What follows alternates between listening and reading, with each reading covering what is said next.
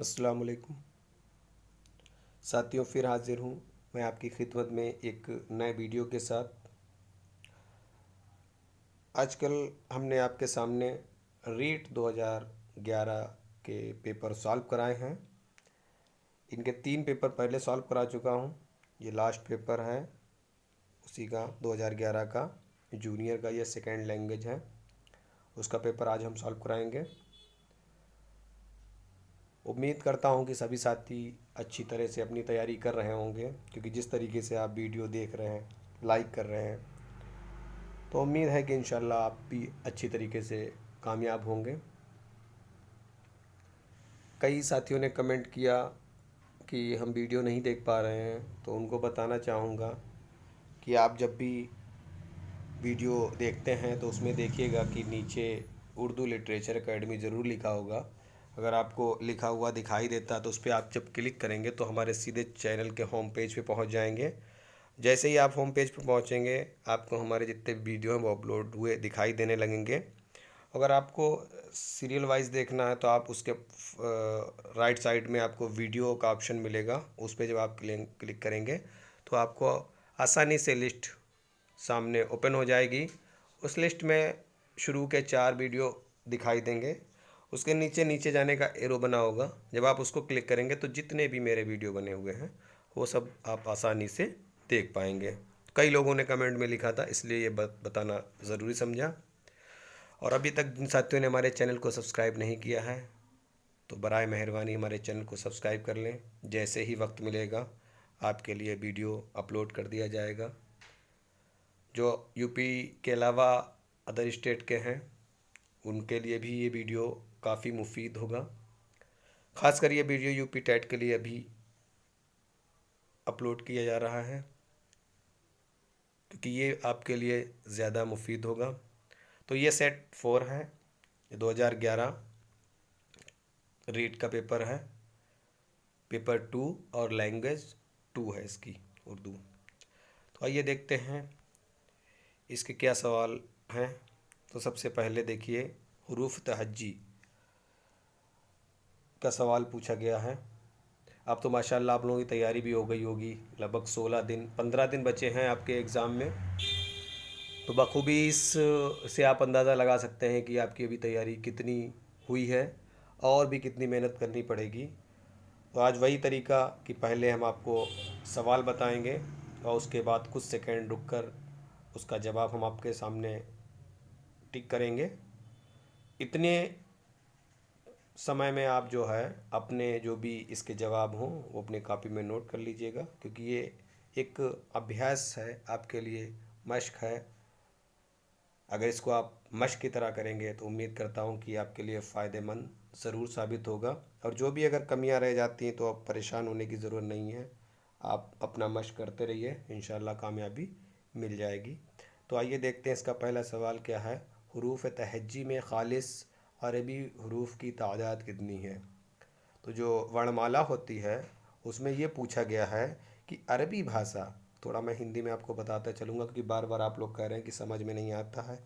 आप वीडियो में हिंदी ज़रूर बताइए। तो आज मैं आपकी मशवरे को मानते हुए, आपके मशवरे को मानते हुए थोड़ा हिंदी में भी समझाने की कोशिश करूँगा। तो यानी कि वर्णमाला में जो केवल अरबी भाषा के हरूफ हैं तो उनकी संख्या कितनी है ये पूछा गया है। 9 है, 11 है, 10 है या 12 है। तो आप इसका जवाब अपनी कॉपी में नोट कर लीजिएगा। तो अरबी हरूफ की जो तादाद है वो 10 है, यानी कि आपका ऑप्शन सही है, 3 नंबर। तो उम्मीद है कि ज़्यादातर साथियों का ये ऑप्शन सही हुआ होगा। और अगर आपका नहीं सही हुआ है तो आपके लिए एक मश्क के तरीके पे आपके लिए आया है। इंशाल्लाह आप इसको आप नहीं भूलेंगे। अगला सवाल देखते हैं। दर जेल में से कौन सा हुर्फ हरूफ शमसी है। तो मैंने इससे पहले वीडियो में बता दी चुका हाँ कि हरूफ शमसी और हरूफ कमरी ये ज़रूर सवाल पूछा जा रहा है ज़्यादातर स्टेट में। तो हो सकता है कि यूपी टेट में भी ये सवाल आ जाए, क्योंकि हरूफ तहज्जी की बात हुई है तो उसमें हरूफ की बात हुई तो हरूफ में कोई भी सवाल सिलेबस के अकॉर्डिंग बनाया जा सकता है, वो सिलेबस का ही माना जाएगा। तो जेल में कौन सा हरूफ है? हरूफ शमसी है।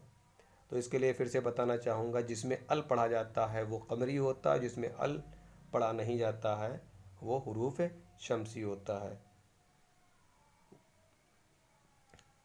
तो इसका सही जवाब आप अपना लगा लीजिएगा। इसका सही जवाब है आपका ऑप्शन 4 तोय। ये आपका जो है वो हरूफ शमसी है। जैसे अगर बात करें कमरुद्दीन, तो क्या होगा? अल नहीं पढ़ा गया है, तो क्या होगा? हरूफ शमसी। जैसे अशम्स हम लोग लिखते हैं, लेकिन उसमें लाम होता है, अलिफ लाम भी होता है, लेकिन उसको पढ़ते नहीं हैं।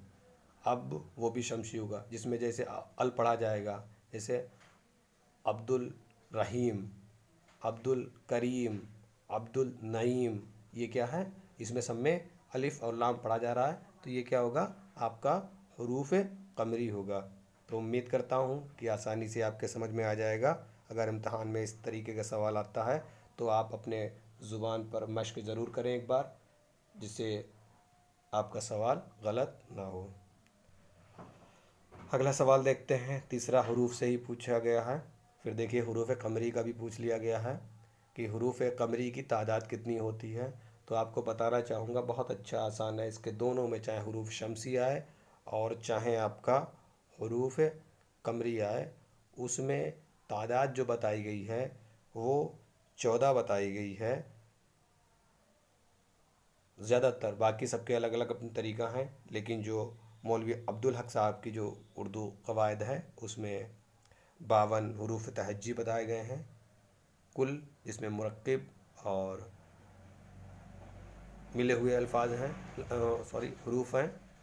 तो ये ध्यान रखिएगा कि आप लोग अपनी किताब पढ़ाए होंगे, किसी में 37 दिया होगा, किसी में 36 दिया होगा, किसी में 35 दिया होगा। क्योंकि ज़्यादातर मैंने किताबें जो बुक्स की रेटिंग है देखी हैं, टैट की बनी हुई हैं, उसमें ज़्यादातर गलत सवाल हरूफ पर बने हैं। तो आप ख्याल रखिएगा, एक बार हमारे वीडियो को ज़रूर मिला लीजिएगा।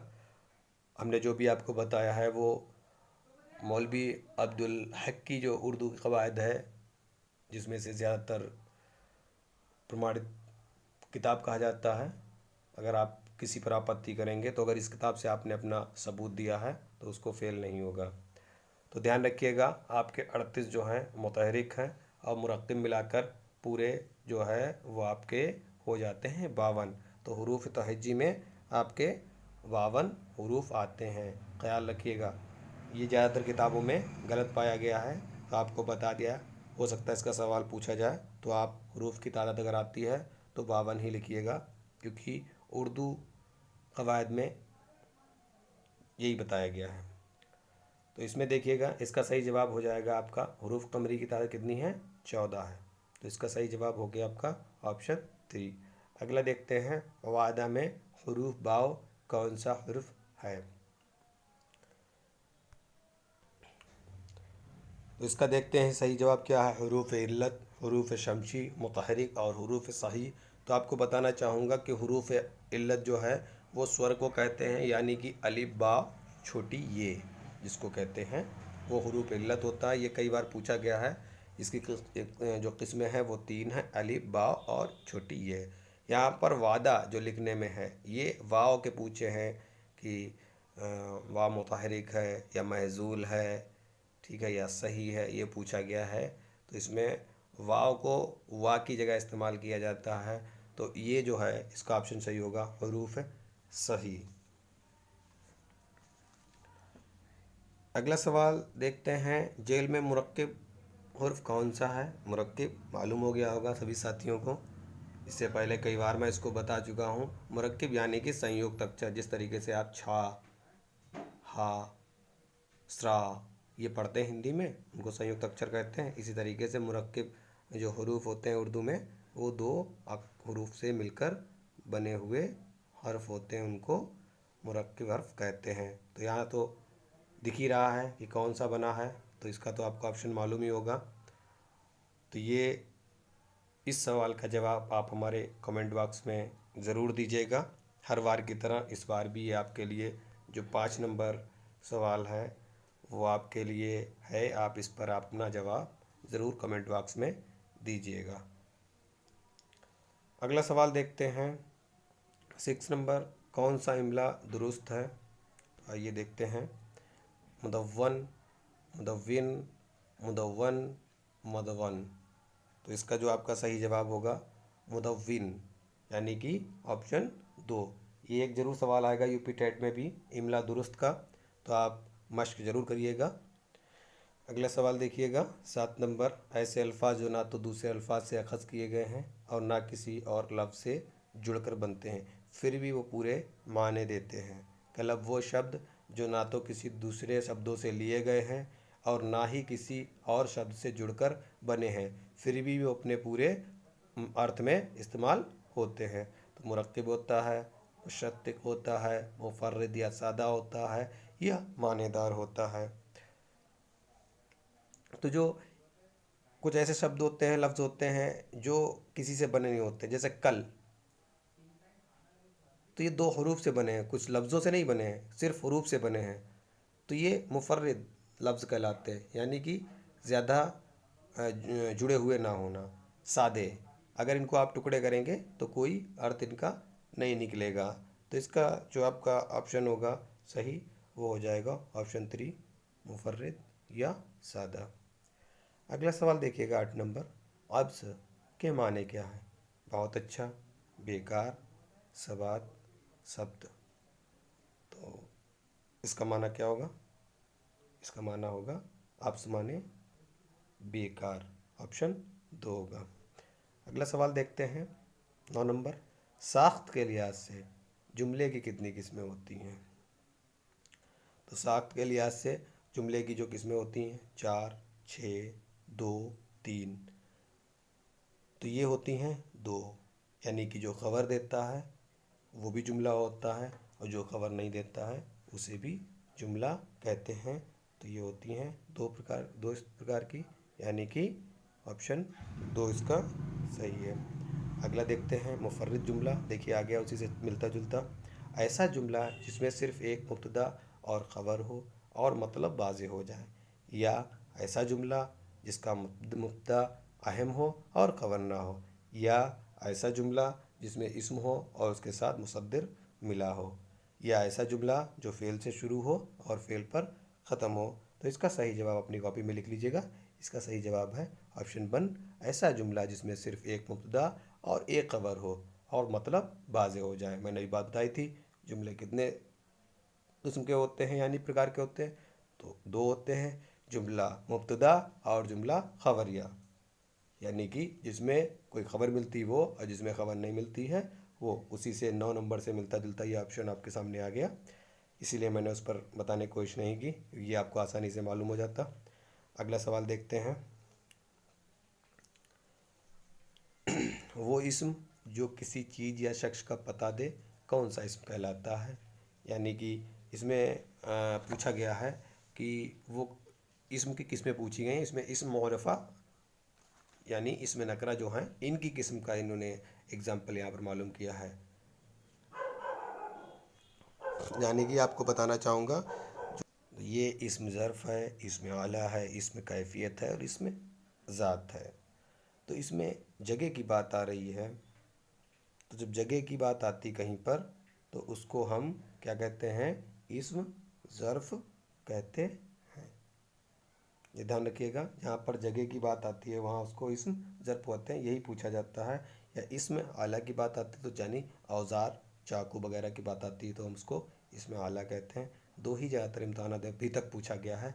कैफियत तो मालूम ही होगी कि क्या उसकी विशेषता है, ठीक है। तो 2 ही याद रखिएगा, ज़र्फ़ की बात है तो जगह, और इस्म आला की बात है तो औज़ार की बात होगी। तो उम्मीद करता हूँ आपको ये वीडियो अच्छा लग रहा होगा। अगर आप वाकई में हमारे वीडियो से फ़ायदा ले रहे हैं, वो आपको अच्छा लगता है, तो हमारे इस लाइक वाले बटन को ज़रूर क्लिक करिएगा, जिससे हमारा हौसला अफजाई हो और हम आगे और भी वीडियो बनाएं।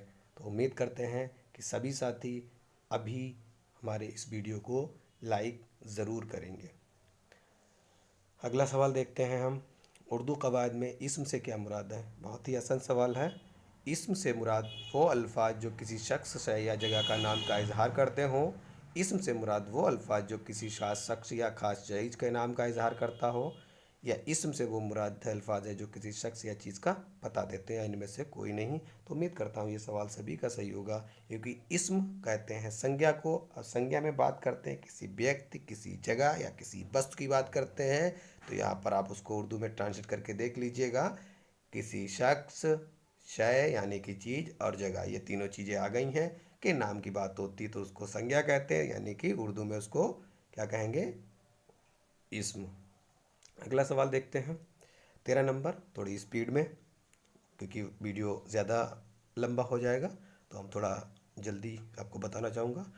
मुहावरा के किसे कहते हैं, इसमें भी तारीफ पूछिए। दो या दो से ज़्यादा लफ्ज़ों का वो मजमुआ जो किसी न किसी मुसद्दिर से मिलकर बना हो, या अल्फाज का वो मजमुआ जिसमें फ़ेल, फ़ाइल और मफ़ूल मौजूद हो, या दो या दो से ज़्यादा लफ्ज़ों का वो मजमुआ जिसमें फ़ेल और मुसद्दिर मौजूद हो, या अल्फाज का वो मजमुआ जिसमें फ़ेल लाजिम मौजूद हो। तो इसका आप लोग सही सही जवाब लगा लीजिएगा। यानी कि मुहावरा उसे कहते हैं जो दो या दो से ज़्यादा लफ्ज़ों का वो मजमुआ होता है जो किसी न किसी मुसद्दिर से यानी कि धात से बना होता है। तो इसका ऑप्शन आपका हो जाता है ऑप्शन 1 सही। तो आप लोगों ने अपना ऑप्शन सही कर लिया होगा। अगला सवाल देखते हैं, कहावत से पूछ लिया गया है, बहुत सिलेबस से, राजस्थान वालों ने बहुत ही सिलेबस के अकॉर्डिंग बनाया है। यूपी में देखा अक्सर सिलेबस को हटाकर किसी के 4 पूछ लेते, किसी के 2 पूछ लेते, कोई सिलेबस का ख्याल नहीं रखते हैं। लेकिन मैंने राजस्थान के जितने ही पेपर देखे उसमें देखा है कि सभी ने सिलेबस के अकॉर्डिंग ही वीडियो बनाया, वो सॉरी पेपर बनाए हैं। तो आइए देखते हैं 14 नंबर, कहावत चूल्हे से निकला कढ़ाई में गिरा, कि क्या माने हैं। तो इसमें जो है वो मुहावरे से जो है वो माना पूछा गया है कि क्या होगा। नंबर 1, मुफलिसी में ज़िंदगी गुजारना, या एक मुसीबत से छोटा दूसरी मुसीबत में पड़ा, चूल्हे से निकल कर कढ़ाई में गिर गया, गिरना, या कोई नहीं। तो बहुत ही आसान है, इसका सही जवाब होगा कि जैसे कोई बात आती है कि कोई एक परेशानी से निकल नहीं पाया और दूसरी परेशानी उसे खबर मिल गई। तो 14 का क्या सही हो जाएगा, सभी को मालूम है, इसका ऑप्शन 2 सही हो जाएगा। अगला सवाल देखते हैं, असल लफ्ज़ से पहले जब कोई दूसरा लफ्ज़ जोड़ा जाता है तो उसे क्या कहते हैं। बहुत ही अच्छा सवाल है, इस पर मैंने कई वीडियो बनाए हैं और कई बार आपको बताया है। तो उम्मीद करता हूँ कि आप लोग ध्यान आ गया होगा कि क्या क्या पूछ रहे हैं इसमें, कि लफ्ज़ से पहले यानी कि शब्द से पहले क्या लगता है। अब कन्फ्यूजन ये आ रहा होगा, उपसर्ग को क्या कहते हैं या प्रत्यय को उर्दू में क्या कहते हैं। तो आपको मैं एक बहुत अच्छा तरीका बताना चाहूँगा। उ पहले आता है, कन्फर्म, बहुत अच्छा तरीका बता रहा हूँ। अगर आपको ये अच्छा तरीका लगता तो ज़रूर लाइक करिएगा, अगर नहीं लगता है तो आपकी मर्ज़ी। लेकिन उम्मीद है कि आप इस ट्रिक को बहुत अच्छी तरीके समझेंगे। और ये कन्फ्यूजन वाला होता है प्रत्यय उपसर्ग को समझना उर्दू में, इसलिए आप बहुत आसानी से समझिएगा कि जब उपसर्ग की बात आएगी, जब बात उपसर्ग की आएगी तो उ वर्णमाला में क्या आता है, पहले।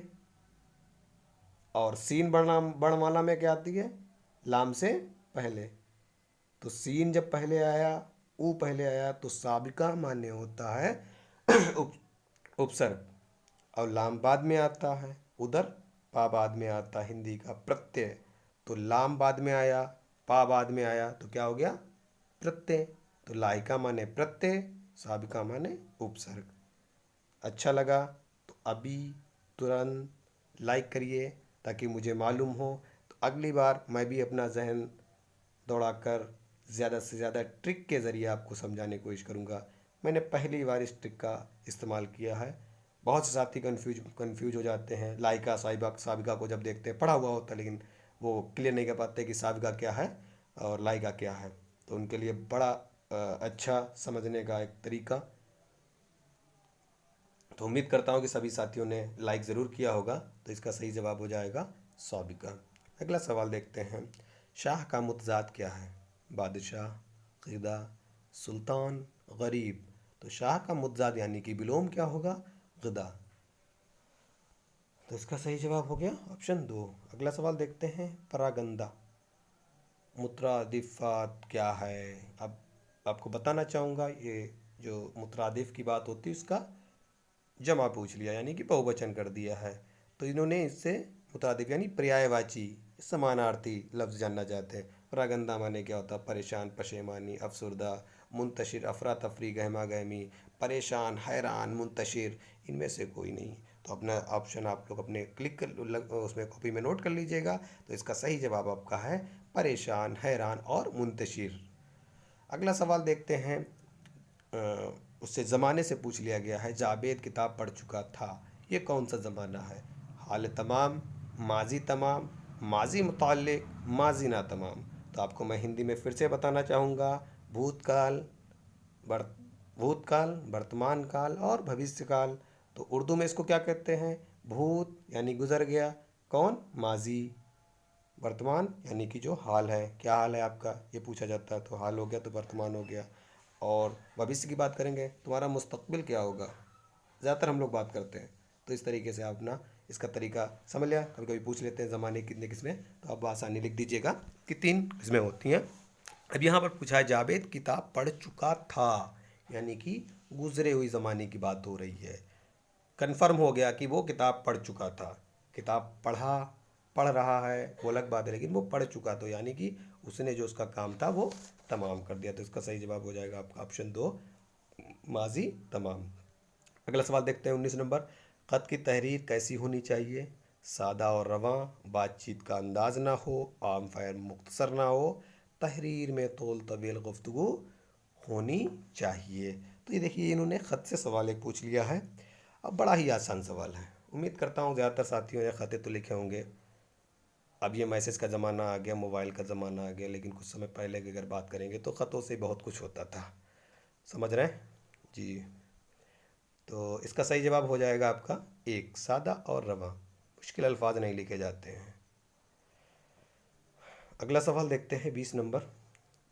कोशिश है कि कम से कम वक्त में आपके सामने पूरा पेपर हल करके बता दूं। ज़्यादा साथियों को तकलीफ़ होने लगती है वीडियो देखते देखते, बार बार कमेंट में ही लिख देते हैं। आइए चलते हैं 20 नंबर सवाल पे। दरख्वास्त में नफ्स मज़मून किसे कहते हैं?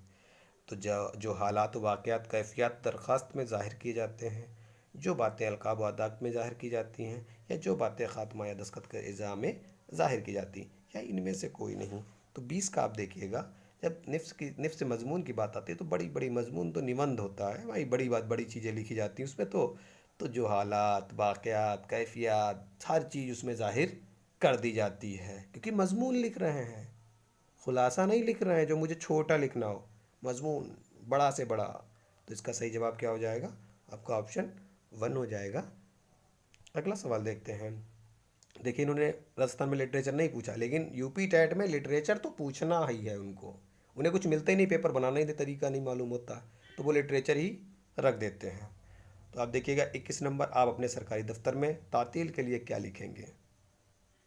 तो ख़त लिखेंगे, मकतूब, मकतूब क्या होता है, इससे कोई मतलब ही मकतूब, या दरख्वास्त, या इनमें से कोई नहीं। तो इस किस का आप ऑप्शन क्या होगा? जब आप कोई तालील लिखेंगे तो क्या लिखेंगे? दरख्वास्त टाइप की लिखेंगे, तो क्या होगा? दरख्वास्त होगा। इसका ऑप्शन हो गया सही 3। अगला सवाल देखते हैं। शेर में किसी चीज़ के वक़ू होने की असल वजह की जगह दूसरी वजह बयान करना है। मतलब किसी चीज़ में असल बात ना कहकर इधर उधर की बात बताना या वजह बयान करना सिनात, यानी कि बहुत से साथी अलंकार पे कह रहे हैं, मैं इसी में बता देता हूँ, पहले ही बताया था। तजनीस ताम, सिनात इश्तिक़ाक़, सिनात तज़ाद, हुस्न तालील। आपके ज़्यादातर सिनात तज़ाद या हुस्न तालील होता है, जो भी आपने देखा होगा। देखिए, इसमें भी आपका वही सही है, ऑप्शन 4 सही है। जहाँ पर हम किसी चीज़ को बढ़ा चढ़ा कर, जैसे महबूब की तारीफ़ करना, तो पता ही नहीं क्या क्या कह जाते हैं उसकी तारीफ़ में, तो वो क्या होता है? हुस्न तालील। लेकिन अगर आ जाए नाजुकी उसकी लब की क्या कहिए, पंखुड़ी है गुलाब की सी है, तो इसमें हुस्न तालील मत कर देना, ये जो है आपकी तशबिया में जाएगी।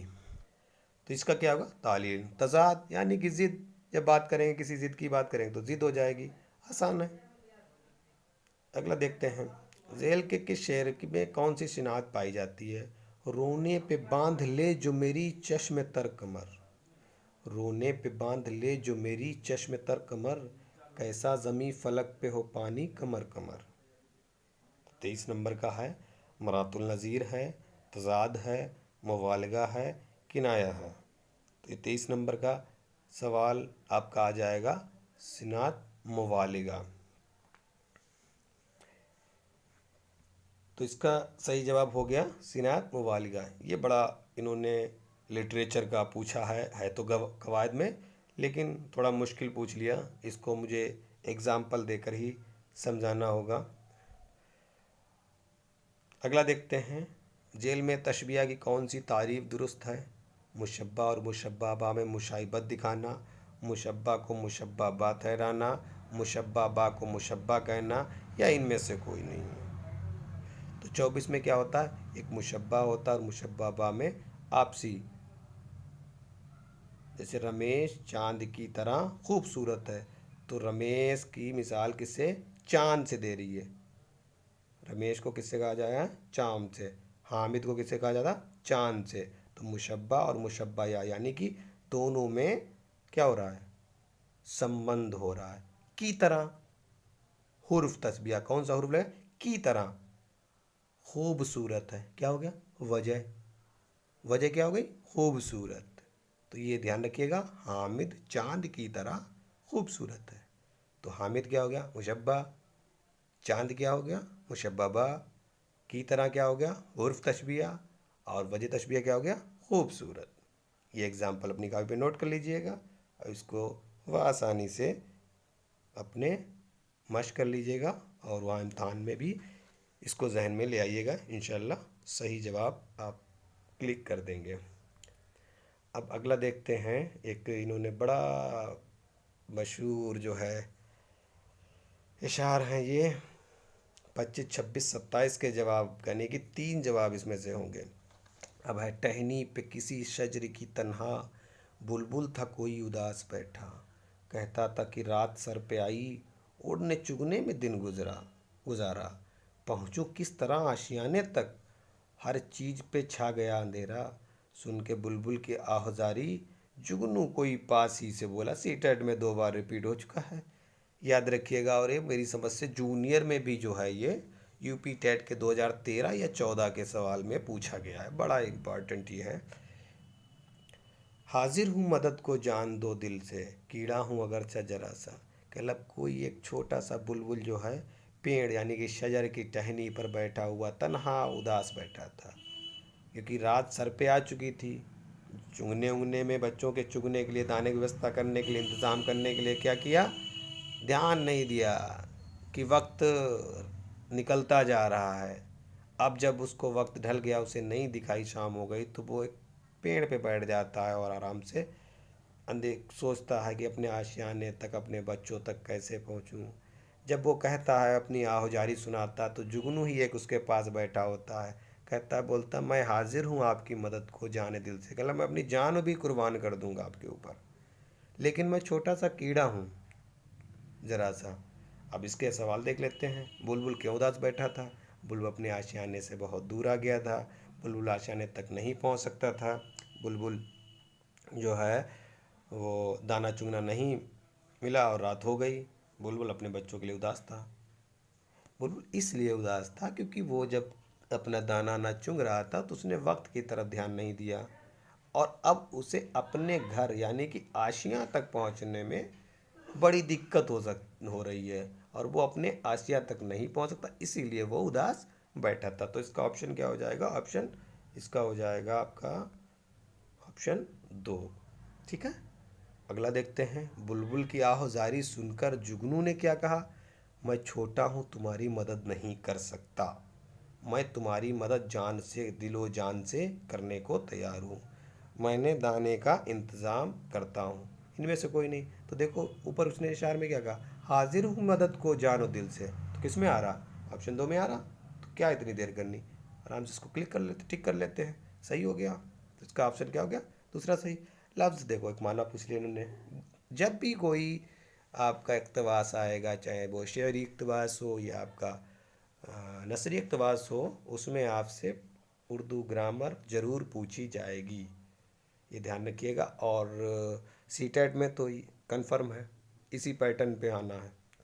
तो आवाजारी, रोना पीटना, मुस्कुराना, आह सुनना या मदद करना।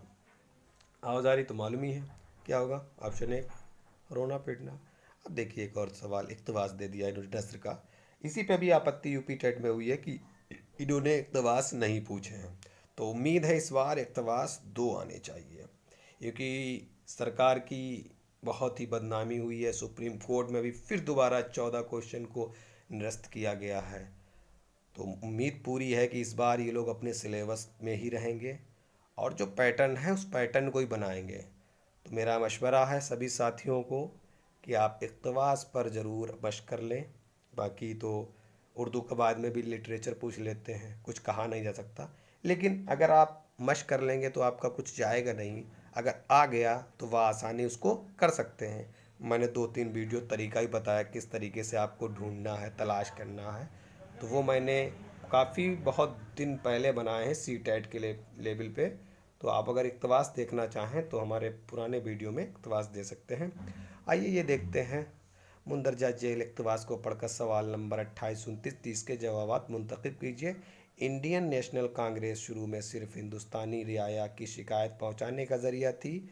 कुछ अरसे के बाद तिलक ने स्वराज हमारी पैदाइशी हक है का नारा दिया। मतलब बाल गंगाधर तिलक की बात हो रही है, नारा दिया। इसी ज़माने में मौलाना आज़ाद ने कलकत्ता से 1911 में अखबार कौन सा निकाला, देखिए ये ध्यान रखिएगा। तो ये लिटरेचर के लिए भी आपके फ़ायदेमंद होगा। देखिए आज़ाद ने कलकत्ता से 1911 में अखबार निकाला था अल हाल। अब मौलाना मोहम्मद अली अपने भाई शौकत अली के साथ आज़ादी की इस तहरीक में शामिल हो गए और हिंदू मुस्लिम इत्तेहाद पर जोर दिया। हसरत मोहानी भी इन सब के साथ थे। उन्होंने कांग्रेस के इजलास में मुकम्मल आज़ादी की तजवीज़ पेश की। अब देखते हैं इसके सवाल। तो इसमें देखिए एक अलहाल जो है सवाल वो अलहाल रिसाला है जो अखबार है, तो इसको भी ध्यान रखिएगा। पूछा जाए तो बता दीजिएगा कि मौलाना आज़ाद ने लिखा था, अखबार निकाला था।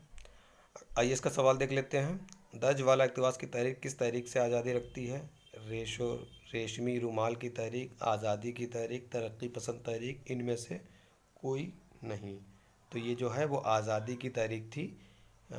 ये तरक्की पसंद तहरीक नहीं होगी, तो आप इसको ध्यान रखिएगा। तरक्की पसंद तहरीक में इनका अहम मुकाम रहा है हज़रत मोहानी का, लेकिन यहाँ पर इन्होंने तहरीक नहीं पूछी है किस तरीके से है। तो ये इन्होंने इसके बहुत आसान सवाल पूछा है। तो ये आपकी आज़ादी की तहरीक, यानी कि ऑप्शन आपका 2 सही हो जाएगा। ये है। अगर पूछते ये इक़्तिबास किस में से लिया गया है, तब आपकी दूसरी तहरीक होती। ये इक़्तिबास का मौजू जानना चाहते हैं, तो इसलिए इसका ऑप्शन होगा 2 सही होगा। आगे देखते हैं 2 सवाल बचे। मुकम्मल आज़ादी की तजवीज़ किसने पेश की? मौलाना मोहम्मद अली जौहर, मौलाना अबुल कलाम आज़ाद, लोकमान्य तिलक और हज़रत मोहानी। तो आपको मालूम है कि जो ऊपर देखिए सबके साथ उन्होंने कांग्रेस के इजलास में खुलकर आज़ादी की तजवीज़ पेश की। किसने की? देखिए हज़रत मौलाना ने ये दिया, इजलास में पेश की थी। तो क्या हो जाएगा? ऑप्शन 4 हो जाएगा 29 का। अगला सवाल देखते हैं। तजवीज़ के माने बताइए, यानी कि तयीन किया हुआ, आर्जी फ़ैसला, तदवीर और गौर फ़िक्र, इजाज़तनामा। तो 30 का क्या हो जाएगा? तजवीज़, यानी कि गौर फ़िक्र हमारे जो लेक्चर दे रहे हैं उस पर। जैसे मैं इस वक्त बोल रहा हूँ कि बराए मेहरबानी हमारा वीडियो देख रहे हैं तो एक बार आप उसको लाइक ज़रूर कीजिए। उम्मीद करता हूँ कि आप लाइक ज़रूर करेंगे। तो इसी को हम जो है मानते हैं तजवीज़। गौर फ़िक्र करिएगा, अगर कोई कमियां निकलती हैं उनको भी लिखिएगा कमेंट बॉक्स में, जो भी तदवीर हैं। तो इसका सही जवाब हो जाएगा आपका ऑप्शन 3। तो ये हमारा था आज का वीडियो, जिसमें हमने आपके सामने रीट 2011 का सेकेंड पेपर का जो सेकेंड लैंग्वेज होती है, वहाँ 2 लैंग्वेज पूछी जाती हैं। तो ये सेकेंड लैंग्वेज है, इसमें सेकेंड लैंग्वेज का सेकेंड लैंग्वेज है ये पेपर। 2 लैंग्वेज आती हैं, एक फर्स्ट उर्दू होती है, एक सेकेंड उर्दू होती है, जैसे आपने सी टेट में देखा होगा। तो उसी आधार पे ये वीडियो था 2011 का। बाकी पेपर भी धीरे धीरे मैं सॉल्व कराऊंगा जैसे वक्त मिलेगा, क्योंकि हमारे इस चैनल से काफ़ी मध्य प्रदेश के भी साथी जुड़े हुए हैं, कर्नाटक के भी साथी जुड़े हुए हैं। उनके लिए भी ज़्यादा से ज़्यादा वीडियो अपलोड करने की कोशिश करूँगा, क्योंकि सभी जगह का सिलेबस एक ही है। तो उम्मीद करता हूँ अगर मेरा वीडियो अच्छा लगा है और आप चाहते हैं कि हम आपके लिए बराबर वीडियो अपलोड करते रहें, तो हमारे इस वीडियो को बाकी साथियों को शेयर करिएगा और आप अपने आप ज़रूर लाइक करिएगा। इसी के साथ अल्लाह हाफिज़।